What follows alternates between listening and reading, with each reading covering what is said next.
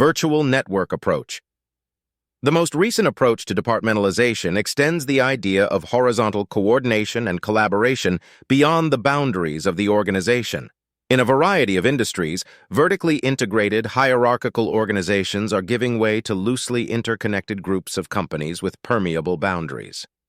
Outsourcing, which means farming out certain activities, such as manufacturing or credit processing, has become a significant trend. British retailer J. Sainsbury, for example, lets Accenture handle its entire IT department. Ohio State University plans to outsource its parking system, and the city of Maywood, California, decided to outsource everything from street maintenance to policing and public safety. The budget for the police department used to be nearly $8 million. Now the city pays about half that to the Los Angeles County Sheriff's Department, and residents say that service has improved. The pharmaceuticals company Pfizer is using an innovative approach that lets some employees pass off certain parts of their jobs to an outsourcing firm in India with a click of a button.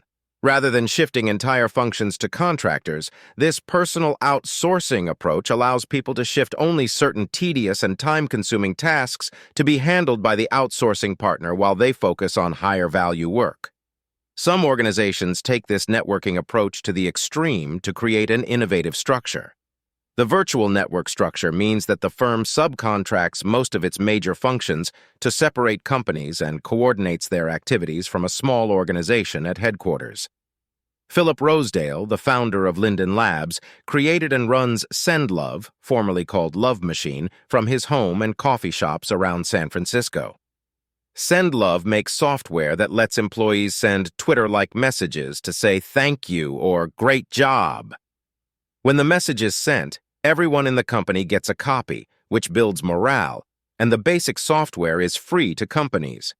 The firm has no full-time development staff. Instead, it works with a network of freelancers who bid on jobs such as creating new features, fixing glitches, and so forth. Rosedale also contracts out payroll and other administrative tasks. How it works. The organization may be viewed as a central hub surrounded by a network of outside specialists, sometimes spread all over the world, as illustrated in Exhibit 10.8. Rather than being housed under one roof, services such as accounting, design, manufacturing, and distribution are outsourced to separate organizations that are connected electronically to a central office. Networked computer systems, collaborative software, and the Internet enable organizations to exchange data and information so rapidly and smoothly that a loosely connected network of suppliers, manufacturers, assemblers, and distributors can look and act as one seamless company. The idea behind networks is that a company can concentrate on what it does best and contract out other activities to companies with distinctive competence in those specific areas, which enables a company to do more with less. The heart-healthy food company Smart Balance has been able to innovate and expand rapidly by using a virtual network approach. With a network structure such as that used at Smart Balance, it is difficult to answer the question, where is the organization, in traditional terms. The different organizational parts are drawn together contractually and coordinated electronically, creating a new form of organization. Much like building blocks, parts of the network can be added or taken away to meet changing needs. Virtual network advantages and disadvantages. The biggest advantages to a virtual network approach are flexibility and competitiveness on a global scale. The extreme flexibility of a network approach is illustrated by recent anti-government protests and the overthrow of leaders in Tunisia and Egypt, for instance. A far-flung collection of groups that share a similar mission and goals but are free to act on their own joined together to mastermind the Arab Spring uprisings, much in the same way that terrorist groups have masterminded attacks against the United States and other countries.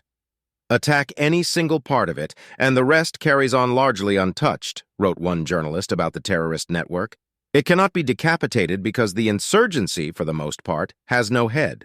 Similarly, today's business organizations can benefit from a flexible network approach that lets them shift resources and respond quickly.